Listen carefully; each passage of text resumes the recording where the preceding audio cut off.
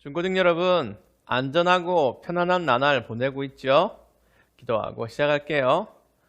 하나님 아버지, 감사합니다. 오늘도 귀한 하늘 양식 맛볼 수 있도록 도와주세요. 예수님의 이름으로 기도드립니다. 아멘. 방금 인사한 대로 요즘 안전, 방역, 이게 중요한 관심사죠. 세상이 정말 험악해. 오늘도 지구촌은 여러 문제로 시끌벅적해요. 코로나, 쿠데타, 신장 위구르 수용소, 과거 학폭 논란. 그 중에 최근 큰 화제가 된 건 미국 텍사스주 정전 사태예요. 면적이 우리 남한의 7배라고 해요. 그런 큰 땅에 30년 만에 한파가 왔대요. 텍사스는 우리가 가본 적은 없어도 따뜻하다는 느낌적인 느낌이 있잖아? 말 그대로 거긴 한겨울에도 반팔로 다니던 곳인데 갑자기 영하 18도까지 떨어진 거지. 완전 난리가 났어요. 470만 명이 아니라 470만 가구의 전기가 끊겼어요. 항상 따뜻하다고 생각하니까 추운 날씨에 대비를 하지 않은 거예요. 이런 걸 인재라고 해요. 반대말은 천재. 좀 더 느리면 천재지변. 오늘 본문은 이 천재지변으로 시작하는 내용입니다. 제목은 하나님이 함께 하신다.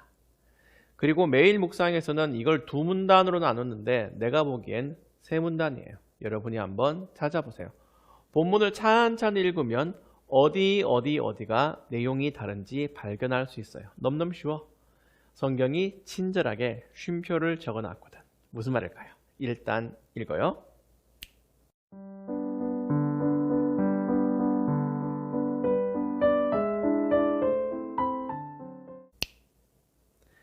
시편 46편은 이해하기 쉬운 본문이에요. 그냥 쓱 봐도 힘과 위로, 든든함 이런 게 보이죠? 11절 전체가 그런 내용이에요. 그런데 힘이 된다는 거, 위로나 든든함이라는 거, 뭔가 위험하고 힘들고 슬프고 부족할 때 그게 더 빛이 난다는 거 잘 알고 있죠? 오늘 시편도 그런 상황을 먼저 말하고 있어요. 구체적으로 하나님이 우리의 피난처가 되시는데 곧 어떤 천재지변 가운데서도 그분께 피하기만 하면 안전하다는 걸 노래해요. 오늘날 우리는 황사, 미세먼지, 코로나뿐만 아니라 건물 붕괴, 교통사고, 단수, 정전, 핵전쟁, 피싱, 스미싱 등 다양한 걱정거리를 달고 살지만 이 시대 사람들에게 가장 큰 재난은 천재지변이었어요. 전쟁은 뭐 뚜렷한 적군이나 원인이라도 보이지 천재지변은 아무 이유 없이 등장하잖아요. 지진 같은 거.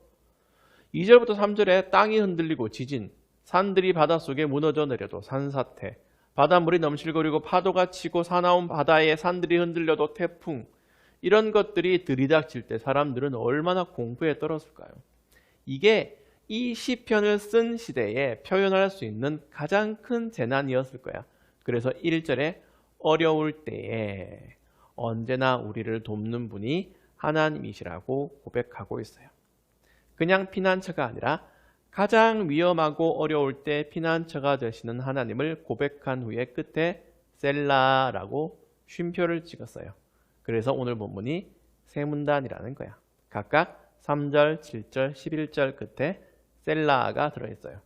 셀라는 그냥 쉼표라고 생각하세요. 그래서 성경을 읽을 때 굳이 읽을 필요는 없어요. 시편 자체가 노래예요.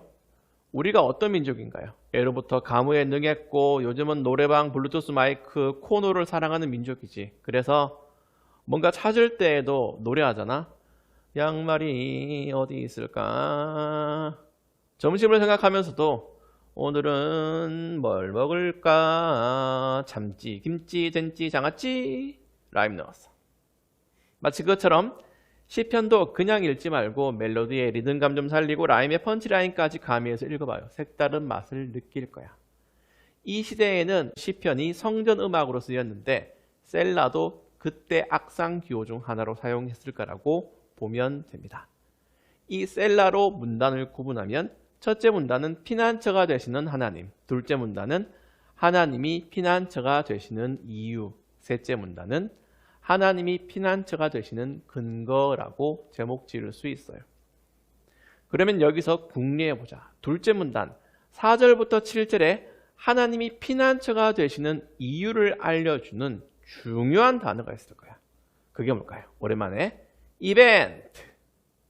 여기서 잠깐 끊고 양심적으로 그 중요한 단어를 찾아서 동그라미를 친 인증샷을 보내주는 사람에게 GS25 상품권 줍니다. 찾아보세요.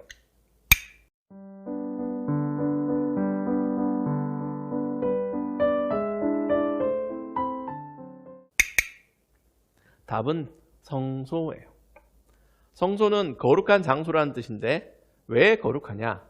하늘에 계신 하나님이 땅에 임재해 계시겠다고 약속한 장소이기 때문이에요. 하나님이 계셔서 그곳이 거룩한 땅, 성소가 되는 거예요. 지금 큐티에서 중요한 건 성소가 어디냐 보다 성소를 통해 하나님이 함께 계신다는 사실이에요. 그래서 안전하고 든든하고 확실하고 튼튼한 거죠. 그 하나님이 어떤 분이시냐? 세상 사람들이 말하듯 실체가 없거나 투명 드래곤처럼 상상 속의 존재이거나 잠만 자는 나약한 신이 아니에요. 그분은 천지의 창조주이시면서 통치자이셔서 땅을 폐허가 되게 하시고 전쟁을 그치게 하는 분이에요. 한마디로 전부 꿇어! 하시는 거예요. 그렇게 전능하시고 위대하신 하나님이 이문단에 우리와 함께 계시기 때문에 1문단에서처럼 천재지변이 일어나도 안전하다고 고백하는 겁니다. 자, 그럼 지금 내가 하나님을 더 간절하게 찾아야 할 상황이 있나요? 하나님께 꼭 구해야 할 무엇이 있나요? 나를 안전하게 해주셨으면 하는 어렵고 힘든 게 뭔가요? 하나하나 헤아려 보고 적어보자.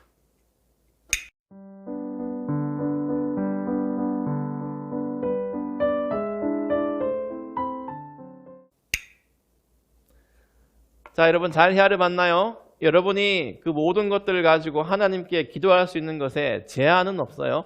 지금 어렵고 힘든 것이라면 악한 의도로 구하는 게 아니면 뭐든 기도할 수 있어요. 나약한 목소리라고 외면하지 않으세요.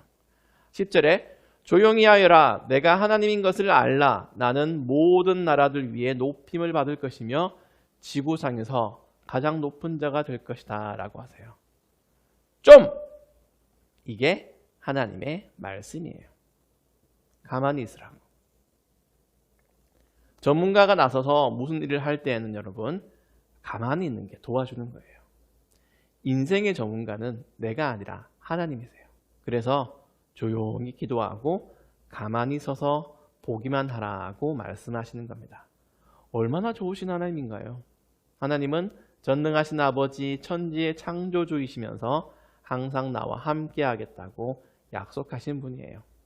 천재지변이 아니라 어떤 일이 일어나도 괜찮아요. 바람 불어도 외로워도 흔들려도 괜찮아요. 하나님이 계시니까. 여러분은 언제든 예수님의 이름으로 기도할 수 있으니까. 어떤 힘든 일도 하나님 안에서 이겨낼 수 있어요. 그런데 여러분, 이건 생각하세요. 그리스도인에게 가장 큰 위기는 믿음이 사라질 위기입니다. 영적인 위기죠. 여러분이 만약 오랫동안 교회에 흥미를 잃었거나 성경에 관심이 없다면, 예배 가운데서 아무런 즐거움을 찾을 수 없었다면 여러분이 아무리 잘났어도 인생의 가장 큰 위기를 지나는 거예요. 바로 그때 하나님을 찾아야 해요. 어떤 사람은 살다가 교통사고 나기도 하고 어떤 사람은 선교사로 나갔다가 순교하기도 해요. 하나님은 모든 위험을 이겨나가는 먼치킨으로 여러분을 만들어주시지는 않을 거예요. 좀 위험한 상황을 맞이할 수 있어요. 병이 걸릴 수도 있어요. 그렇지만 믿음만큼은 반드시 지켜주실 거예요. 왜? 함께 하겠다고 약속하신 분이니까. 11절 보세요. 만군의 여호와가 우리와 함께 계십니다. 야곱의 하나님은 우리의 피난처이십니다. 하나님이 함께 하신다는 사실만으로 든든할 수 있어요. 그럼 이제 적용해 볼까? 뭘 적용해 볼까요? 지금까지 묵상했던 모든 걸 돌아보면서 한번 적용할 거리를 생각해 보자.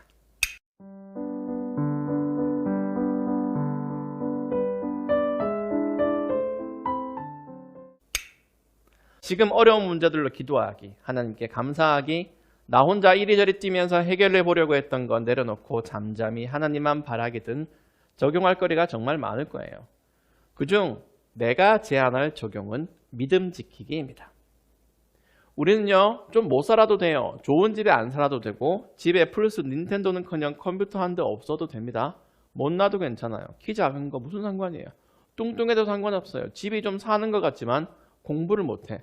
친구가 별로 없어. 상관이 없어요. 좀 건방지고 말 안 듣고 철이 없어도 괜찮아요. 하지만 우리가 예수님을 믿는 사람이라면 믿음은 꼭 있어야 해요. 철없는 게 믿음도 없다? 이러면 힘들어요. 돈도 없고 공부도 못하고 못생겼고 지지리도 공상맞다. 그러면서 믿음도 없다. 이러면 가망이 없어요. 그럴 때일수록 믿음이 있어야죠. 아니, 믿음만 붙들어야 되죠. 안 되는 상황에서 그것만 가지고 고민하면 무슨 일이 되겠어요? 난 왜 이럴까? 내 친구는 왜 그럴까? 집은 왜 그렇고? 학교는 왜 그 모양이지? 고민만 한다고 그게 나아질까? 물만 먹어도 살찌는 체질인데 고민한다고 살이 빠져요? 안 돼요. 그럴 때 친구들, 하나님을 믿는 믿음을 더 강하게 키워야 해요. 하나님의 말씀만 그대로 순종하고 나가면 이 세상을 살아갈 때에 그 어떤 상황에서도 이길 수 있다는 이 확고한 믿음을 붙잡아야 되는 겁니다. 그럴 때 우리 역시 오늘 시편을 쓴 사람처럼 하나님은 우리의 피난처와 힘이 되신다고 고백할 수 있는 거예요. 할 수 있겠지? 가능? 인정? 당연해요. 왜? 하나님이 우리와 함께 하시니까. 내가 하나님과 함께 하는 게 아니라 하나님이 나와 함께 해 주시니까 이 고백을 품고 하루하루 잘 살면 좋겠어요. 기도합시다.